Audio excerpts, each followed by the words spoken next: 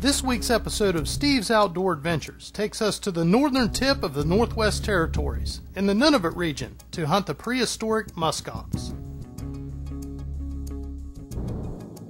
This hunt will test mind and body, as Steve's Outdoor Adventures client Dave Sloatman, along with Steve West, brave sub-zero temperatures on their quest for this majestic animal. Utilizing snow machines and Comatex, the hunters and their guides will cover hundreds of miles of snow-covered tundra in search of these elusive and extremely tough animals.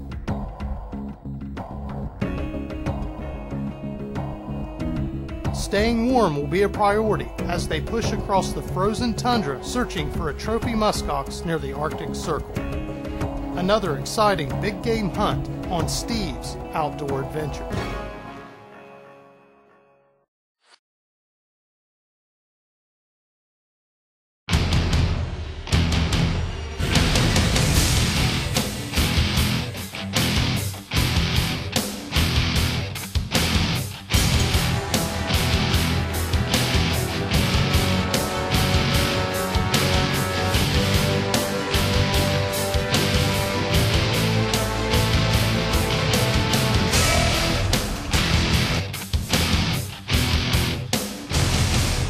Steve's Outdoor Adventures is sponsored by Burris Optics and the Eliminator Laser Scope, Stormcloth 2 Performance Outerwear, Corbon DPX Ammunition, Kershaw Knives, the new Bresser 360 Trail Camera, Steiner Binoculars, Outdoor Trail Freeze-Dried Foods, Montana Decoy Company, CVA Muzzle Loaders, and UDAP Bear Pepper Spray.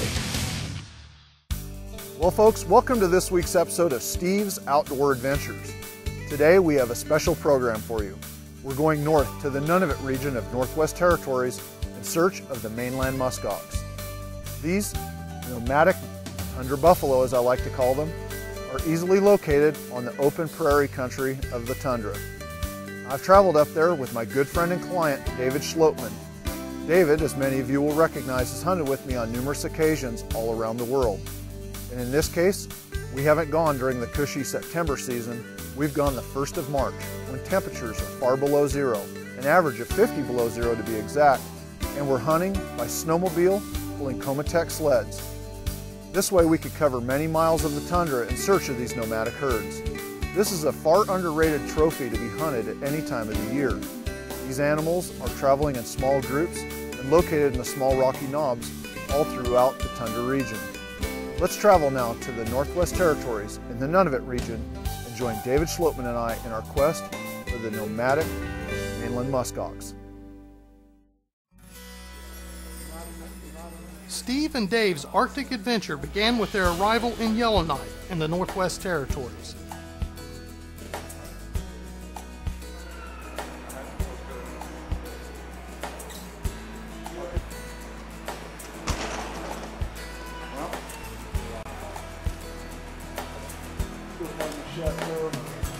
Mobile and get on over to the hotel. It's late. We got a hunt to begin early in the morning, or at least a drive.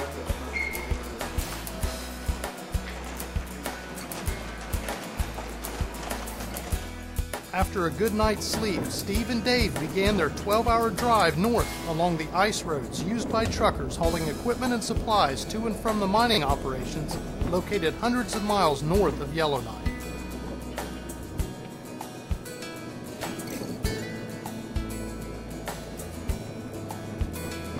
Well, just give you a little update here. We're about 3 hours north of Yellowknife on the ice road. This year, instead of flying for 2 hours to get to camp, we decided we'd take a 12-hour drive. So we're riding with our outfitter here. Got a couple of guides in front of us. We're hauling snowmobiles. We're going to get up to where we're going to muskox hunt. But in the meantime, we're doing a little bit of road hunting for the next 12 hours for targets of opportunity. Wolves, maybe a subsistence caribou for some camp meat.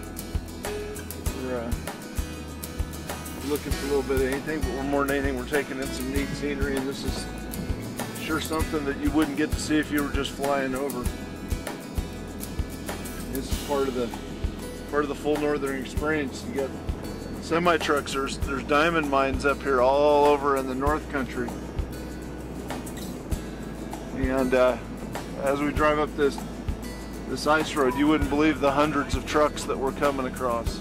I mean, they're hauling supplies up to the diamond mines, fuel, and food, and tools, and they're hauling the diamonds back. Absolutely incredible. Awesome commerce taking place up here in the tundra, and you wouldn't even know it.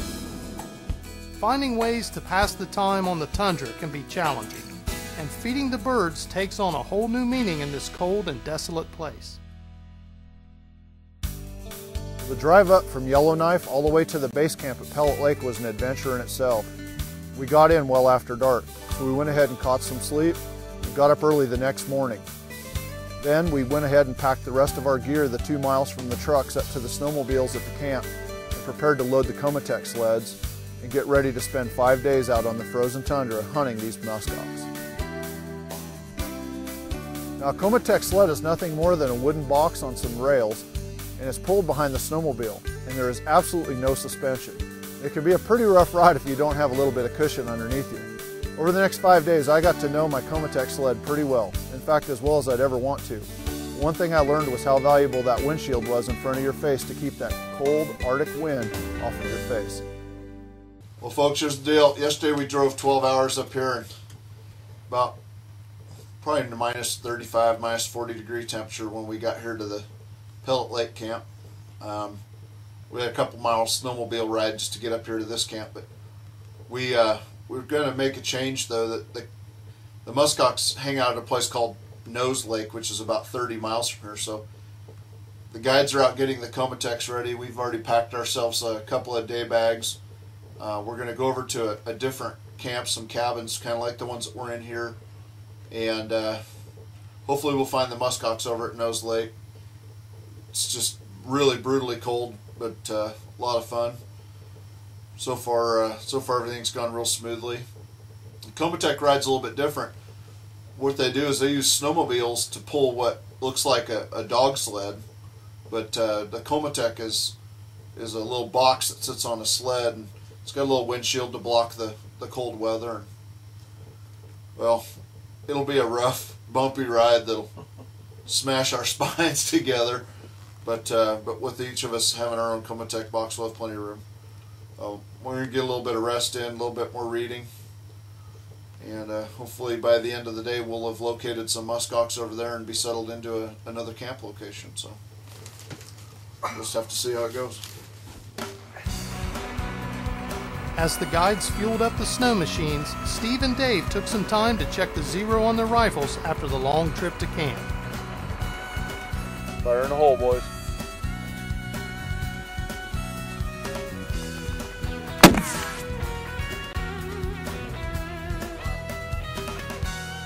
More money.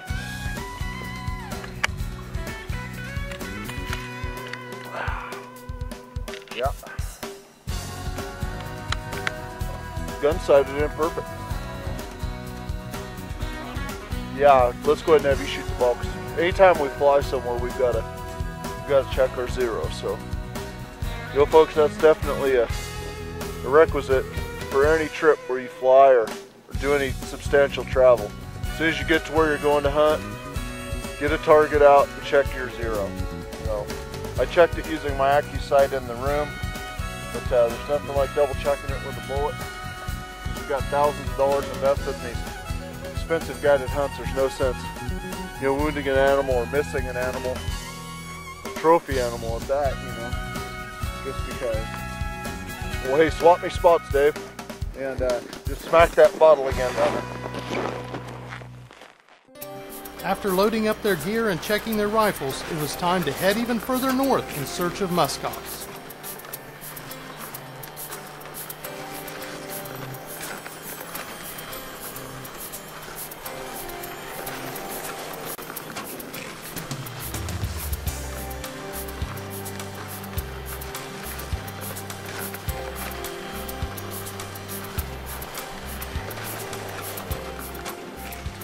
Now, the plan was to travel from our base camp at Pellet Lake 30 miles across this frozen, snow-covered tundra to a couple of cabins at Nose Lake. And while we were traveling there, we were looking for the muskox, but we didn't find any. However, the cabins at Nose Lake were located on top of a hill, and the surrounding hills were real rocky, which is prime habitat for the muskox. When we got there, we realized that these were two very, very basic cabins. 4 walls, a roof, and a couple of oil heaters. But then again, we weren't there for the 5-star accommodations. We're up here on top of a high spot where we can see about 4 or 5 miles off. We're looking at all these rocky spots where the muskox like to hang out. And beautiful sunny day, hoping to locate our first group of muskox. Good optics are a must.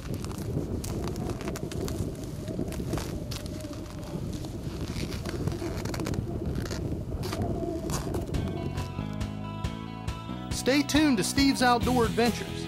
When we return, we find the muskox in the Northwest Territory. We'll be right back.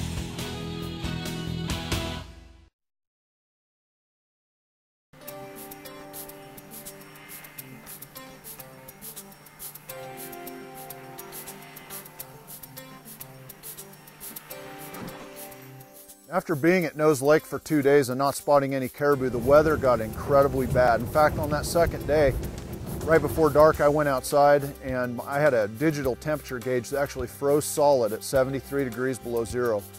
The blowing dry snow made visibility absolutely zero. It was miserable out. And the next morning, the sun was out and the wind had somewhat stopped blowing, but it was at least 50 below zero. The guides came to us and said, look, you guys stay here. We're going to go on a scouting mission because we hadn't found anything close to the lake yet. These Inuit guides, I can't tell you how tough they are. They're so much more tolerant of the cold than we are. Of course, they live up there and they've been in it their entire lives, but you can't imagine how tough these people are. Anyway, they went out and they were gone probably about 4 hours and came back, and they had found some muskox approximately 4 miles from the camp in some rocky hills. So we got all of our gear together. Spirits were pretty high at this point because we were worried that we weren't going to find any. We went ahead and got all of our gear packed up and we got prepared to go make a hunt on these muskox. Well, folks, it's the third morning of our hunt.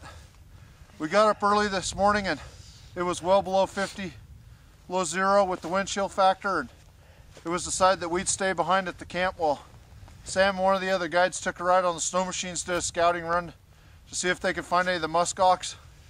And over there about 4 miles from camp, they located a big group of muskox.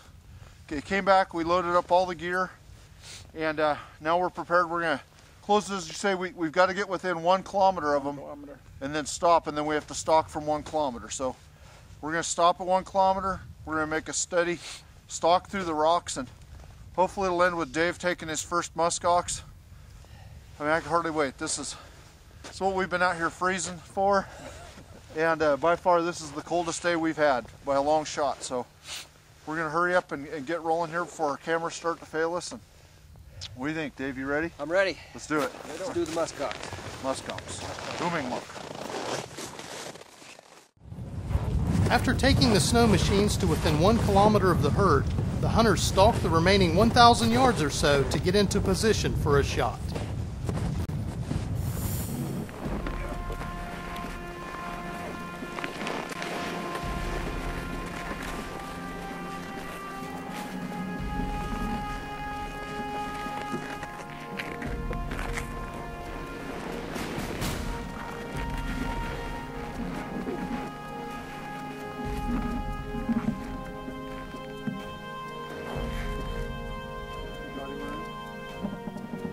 Got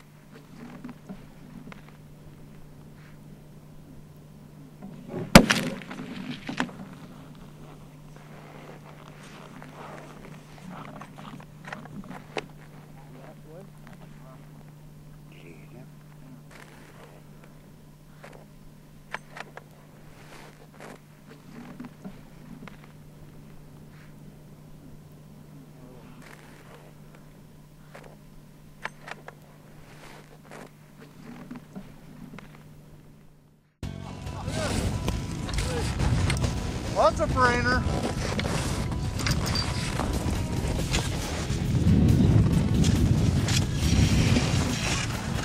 Can't believe he shot at the horn. And it didn't just go down.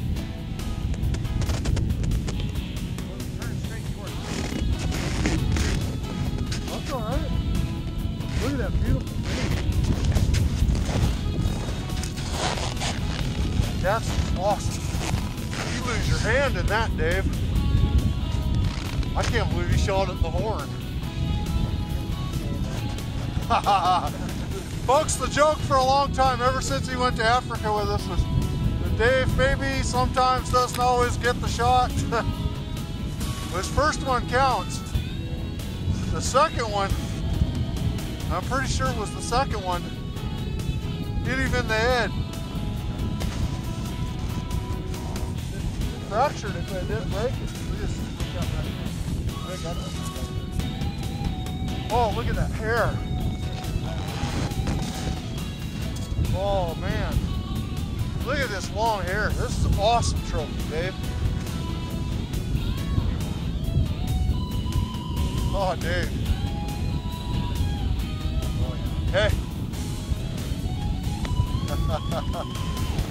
Dave and I have shared a number of great adventures together. This is just another one. Woo! Look at this long hair. This is an awesome trophy, Dave. Oh, Dave. Oh, yeah. Hey. Dave and I have shared a number of great adventures together. This is just another one. Woo! As we walked up on that muskox, I realized just what a special trophy these animals really are.